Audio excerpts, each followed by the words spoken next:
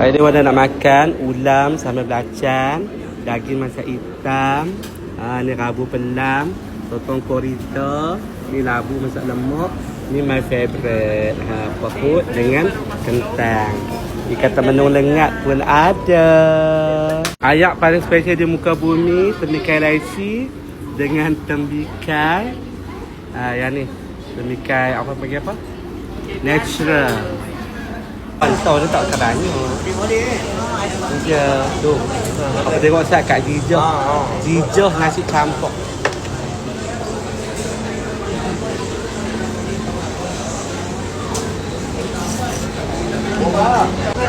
Dekat dia lauk berlambak-lambak. Yang apa pelan. Tu potong burrito. Tu potong burrito tu.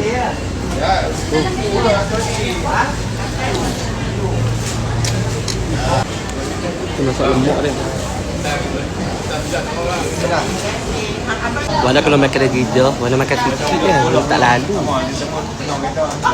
Duk sedap makan tu, tak pelan. Rasa-rasa.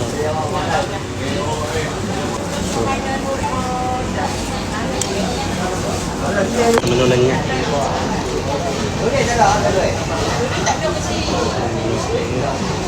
Dan sambal belacan.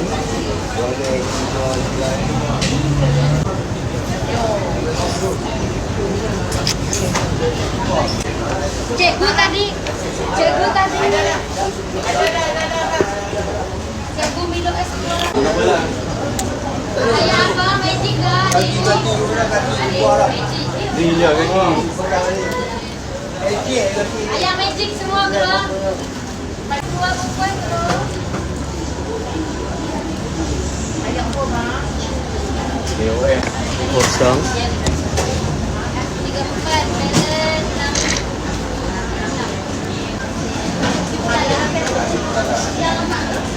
6. Pada kalau makan dari Jijah tak ada nak makan. Kalau makan sikit-sikit je. Cepat kenyang. Pada rata lah. Tak lalu.